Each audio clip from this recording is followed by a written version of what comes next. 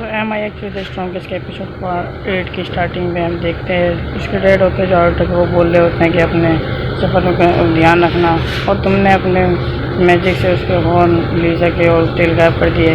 और वो बोलता कि वो थोड़ा सा नर्वस कर दिया लेकिन बाद में शारद हो जाएगी। और फिर हम ली को देखते हैं वो कहती है कि लीजा इसके साथ की जा रही है। इस पर शारद को चुप कराती है और वह कहती है कि किसी भी बुरे आदमी को जीने मत देना, आप अपना बेस्ट देना। आर्टो उसका आर्टो जो रहता है वो भी कहता है कि ठीक है मैं कोशिश करूँगा। और फिर हम प्रिंस को देखते हैं, प्रिंस लाइव को, जिसके उसके पास उसकी बहन आती है मेरियाना और वो क्या बोलती है कि मार्गरेट सैंडविच के पास से हमारा एक लेटर आया है जिसके बारे में बोलता है मुझे इससे बताने की ज़रूरत नहीं है। इसमें ये लिखा हुआ है कि हार्टो रॉयल कैपिटल आने के लिए अपनी जर्नी पर निकल चुका है। और उसके बाद में वो बोलती है कि तुमने मुझे इसका रीज़न नहीं बताया, मैंने इसके लिए बहुत ही ज़्यादा मेहनत भी करी है। उसके बाद वो बोलता है कि हार्टो बहुत ही ज़्यादा स्ट्रॉन्ग है और वो इतना ज़्यादा स्ट्रॉन्ग था इसका मैं पता लगाना चाहता था, इसलिए मैंने अपनी बहुत ही शॉर्ट स्केल को बहुत ज़्यादा अच्छा करा है और मैंने बहुत ही ज़्यादा मेहनत भी करी है। और हम दोनों स्कूल में एक साथ रहेंगे तो मैं उसके बारे में पता लगा पाऊँगा। उसको उसकी बहन बोलती है कि जब से तुम उससे हारे हो तब से तुम बहुत ज़्यादा बदल गए। उसके बाद में बोलता है मेरी जाना तुमने तो इस रिकमेंडेशन लेटर के लिए अपनी डेट के आगे बहुत ही ज़्यादा अगर अड़ गई थी और तुम वहाँ से हिली भी नहीं थी। इस पर बोलता है ऐसा क्यों मेरियाना। इस पर जो मेरियाना रहती है वो थोड़ी शर्मा जाती है और फिर बोलती है कि तुम चुप हो जाओ, तुम क्या बोलने को करेगा। इस पर वो जो रहता है वो बोलता है कि कहीं तुम उसके साथ में। उसके बाद बोलते हैं कि मेरे लिए आर्टो के साथ कुछ भी फीलिंग नहीं है। इस पर जो रहता है कि प्रिंस वो बोलता है कि मैं तो कोई फीलिंग की बात करी नहीं है। इसके बाद में प्रिंस वायरस बोलता है कि तुम सच में तो ऐसा नहीं सोच रही हो। इसको वो बोलती है नहीं। ये सब बोलते हुए इसके मुँह लाल हो जाता है। तो प्रिंस वायरस बोलता है कि वो सब छोड़ो, आजकल बहुत ही ज़्यादा अजीबोगरीब घटनाएँ घट रही है। इस पर उसकी बहन मेरियाना भी बोलती है हाँ। और फिर बोलती है कि यहाँ पर एक न्यू ब्रांच आई है, स्टेट रिलीजन जो कि चर्च में जाए। और वो बताया जा रहा है कि ये वर्शिप डीमन है। और तो और ये अकेडमी नहीं हमारे किंगडम में भी आ चुके हैं और इससे हमारी अकेडमी के लिए भी और किंगडम के लिए बहुत बड़ी प्रॉब्लम क्रिएट हो गई है। कुछ लोग तो बोलते हैं कि ये लोग एक साथ में सभी इंसानों को मारना चाहते हैं और तो और बहुत ज़्यादा लोग इनकी मदद भी कर रहे हैं। और रूमर्स तो ये भी फैला जा रही है कि उनकी फंडिंग हमारी मम्मी दे दी है उन्हें। उसके बाद में बोलते कि मोम ऐसा क्यों कर रही है, पता नहीं। उन्होंने बहुत दिनों से अपने गले में एक कॉलर पहन लिया है और तो मोम डैड यानी कि राजा उनकी अच्छी खासी बनती भी नहीं है, कहीं वो डैड को चेंज तो करना नहीं चाहती। इसके बाद में उनको सोच रहा होता है कहता है उसकी बहन बोलती है फिर सपोज करती है कि ऐसा ना हो। और फिर वो भी बोलता है हाँ। उसके बाद में तो बहन बोलती है कि हार्टो इन सब के बारे में नहीं पूछ सकता है, कहता है हार्टो कैसे। फिर उसके बाद मेरियाना बताती है कि हार्टो बहुत ज़्यादा पावरफुल है, अगर जो हम उससे हेल्प मांगे तो हमारी हेल्प भी कर सकता है। वो बहुत ही ज़्यादा पावरफुल है, वो अकेला इंसान हैंडल कर देगा।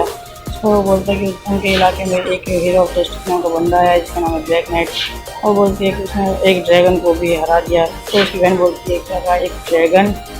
और फिर हम उसकी मोम को देखते हैं जो कि वहाँ पर आती है और उसको देख कर वो लोग बोलते हैं मदर। उसके बाद में बोलती है कि आपसे इतने लंबे बाद मिलने में बहुत अच्छा लगा। तो उसकी मोम बोलती है कि मेरियाना में जब भी तुम्हें देखती हो तुम और भी ज़्यादा खूबसूरत हो जाती हो। इस पर मेरियाना बोलती है थैंक यू। और फिर हम देखते हैं कि जो उसकी मोम रहती है वो तुरंत उसके गला पकड़ लेती है और कहती है कि तुम क्या देख रही हो, क्या तो तुम उस कॉलर को देख रही हो, क्या तुम्हें ये मजाक लग रहा है, क्या तुम्हें मेरे ऊपर दया आ रही है। और वो ऐसे ही बोल रही होती है कि जो मेरियाना रहती है उसे सांस नहीं आ रही होती है। और फिर हम लोग देखते हैं प्रिंस लाइवर्स के बोलने के बाद में उसकी मोम उसकी बहन को छोड़ देती है और वो बोलते हैं कि मैं तो बस मजाक कर रही थी क्या। और फिर उसके बाद में वो प्रिंस लाइवर्स से बोलते हैं क्या तुम मेरा एक काम करोगे। प्रिंस लाइवर्स बहुत ही ज़्यादा डर रहा होता है और फिर उसकी मोम उसके पास में आके बोलती है तुम जिस स्कूल में जा रहे हो वहाँ पे मार्गरेट सैंडविच का बेटा भी होगा और वो वहाँ पर अकेला होगा तो तुम्हें उसके साथ में बातचीत करनी है और उससे ज़्यादा से ज़्यादा इन्फॉर्मेशन निकालनी है ब्लैक नाइट के बारे में। ये सब सुनकर जो प्रिंस लाइवर्स रहते हैं वो थोड़ा सा नर्वस होते हैं।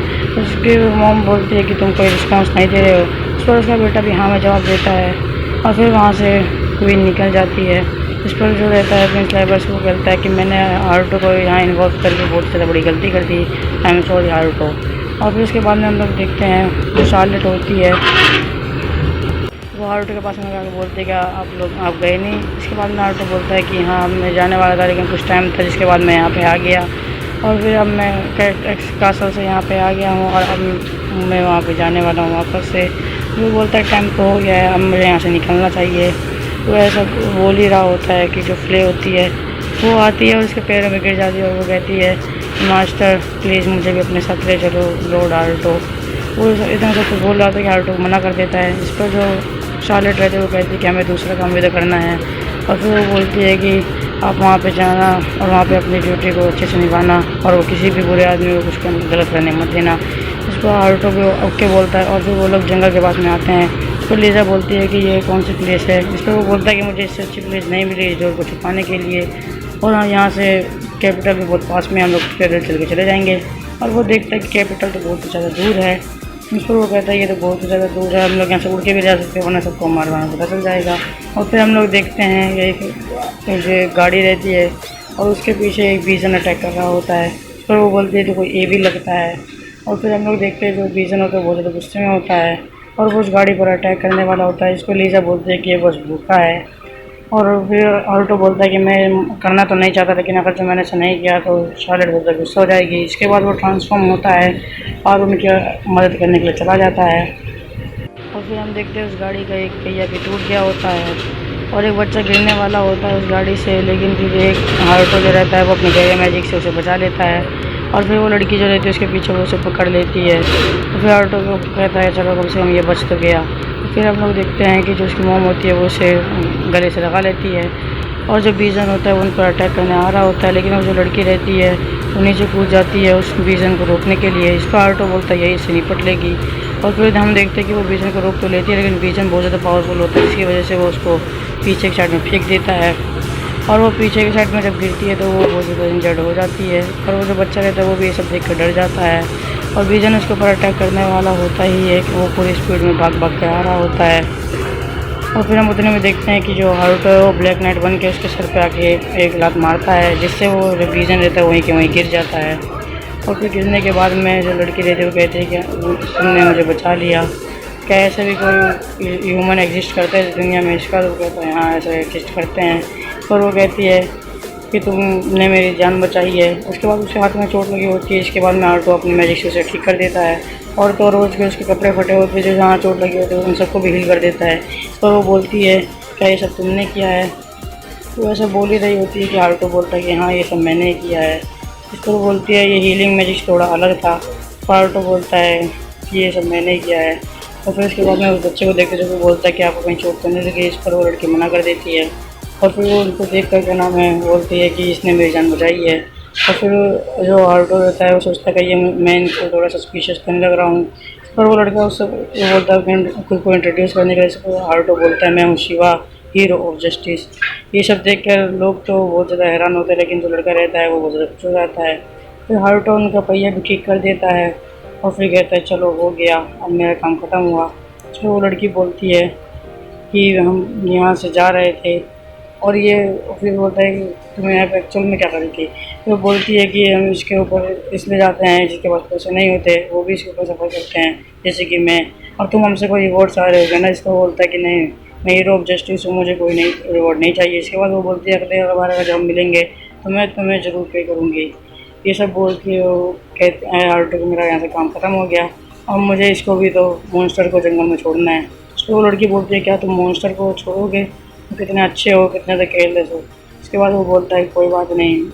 उसके बाद हम लोग देखते हैं जो विजन होता है उसको लीजा खाना खिलाती है और फिर उसको वो जंगल में छोड़ देते हैं। और फिर वो आगे की साइड में जा रहे होते हैं कि जो लीजा होती है वो सोच रही होती है। इस पर ऑल्टो बोलता है कि क्या हुआ लीजा तुम क्या सोच रही हो। इस पर लीजा बोलती है कि वो लड़की मुझे थोड़ी सी सस्पिशियस लग रही थी, वो नॉर्मल तो बिल्कुल भी नहीं थी। और फिर हम लोग देखते हैं जब वो लोग पहुँचते हैं तो वो इतनी बड़ी लंबी लाइन को देख कर डर जाते हैं और फिर वो लोग सोचते हैं कि ये क्या इतना ज़्यादा शोर, हमें तो बहुत देर लगेगी। इस पर ऑल्टो का तो भाई मुँह बन जाता है। ऑल्टो सबसे पीछे जाके लग जाता है। ऑल्टो जैसे ही पीछे लगता है तो वो देखता है कि वो लोग बात भी कर रहे हैं। तो ऑल्टो सोचता है कि मुझे यहाँ से जाना है, मुझे वापस अपने घर जाना है। और फिर लास्ट में जब ऑल्टो का नंबर आता है तो ऑल्टो बहुत ज़्यादा बुरा लगता है क्योंकि उसको इतना सारा काम मिल जाता है।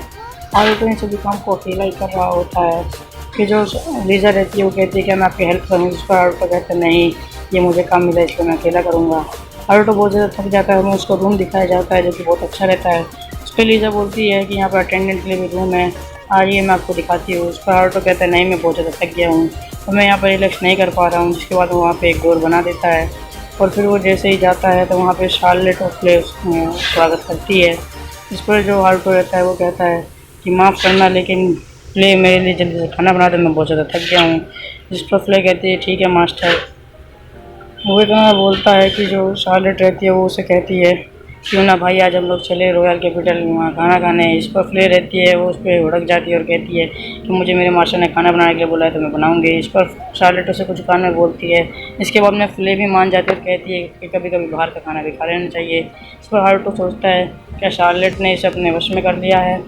ये सब बोलने के बाद में जो शार्लेट रहती है वो उसी का कान और पूँछ को ढक देती है, लेकिन वो साफ दिखते हैं, जिसकी वजह से फिर जो रहता है हारुतो वो अपने मैजिक से ढक देता है। जिसके बाद में वो कहती है मैं थैंक यू। तो फिर हम लोग देखते हैं वो लोग रॉयल कैपिटल में आ जाते हैं और वो सभी ऐसे ही जा रहे होते हैं। जो कुछ लीज़ा रहती है वो सब देख के बहुत ज़्यादा खुश होती है। इस पर जो शार्लेट रहती है वो कहती है जल्दी चलो हम लोग खाना खाने जाना है रेस्टोरेंट में। और फिर हम लोग देखते हैं जो रेस्टोरेंट में वो सभी लोग बैठे खाना खा रहे होते हैं और फिर जो लीज़ा रहती है वो उसका मुँह फिर से साफ करती है शार्लेट का।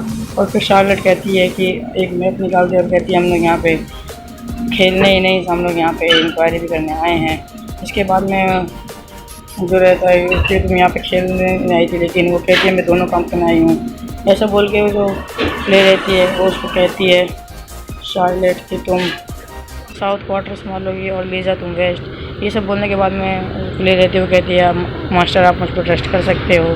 ये सब बोल के वो वहाँ से चली जाती है। और फिर हम लोग देखते हैं जो शार्लेट रहती है वो हारुतो से कहती है कि आज हम लोग एक डेट पर हैं, ये एक डेट है। इस पर हारुतो बहुत ही ज़्यादा खुश होता है और कहता है कि ये मेरी पहली डेट है। फिर उसे पता चलता है कि इसने ये सब एनीमे में देखा होगा, इसको तो एक्चुअल में डेट का मतलब भी नहीं पता होगा। वो ये सब बोलता है, लेकिन फिर वो सोचता है कि मैं अपनी बहन की खुशी के लिए सब कुछ करूँगा। इसके बाद में वो उसके साथ चला जाता है।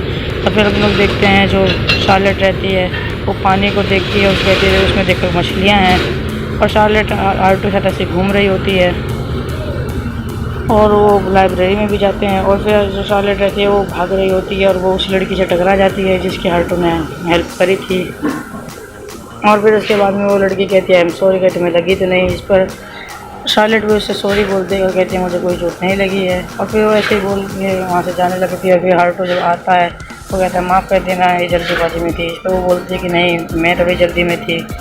और फिर उसे वही डार्क वाला सेंस होता है। इसके बाद में वो उसे बोलती है कि हम दोनों कहीं मिल चुके हैं क्या। इस पर हारुतो बोलता नहीं। तो वो बोलती है कि मुझे तुम्हारा और ऐसे लगता है कि मैं तुम्हें कहीं तुमसे मैं मिली हूँ। इस पर हारुतो बोलता है कि मेरा और सिर्फ 2 है, मेरी मैजिक की पावर सिर्फ 2 है और ये सब तुम मेरा मजाक बनाने कह रही हो। इस पर वो कहती है नहीं, कहीं तुम झूठ तो नहीं बोले। इस पर वो बोलता है कि मैं झूठ बोल के अपना मजाक क्यों उड़ाऊँगा। और फिर वो बोलता है कि तुम तो कहीं जल्दी में थी। ये सब सुनने के बाद में उस लड़की रहती है वो वहाँ से भाग जाती है। और फिर जो शार्लेट रहती है वो भी लीज़ा की तरह बात बोलती है कि ये लड़की मुझे थोड़ी सस्पिशियस लग रही थी, ये नॉर्मल तो बिल्कुल भी नहीं थी। और फिर हारुतो को याद आता है कि यही बात उससे लीज़ा ने भी बोली थी। और यहीं पर ये एपिसोड एंड हो जाता है।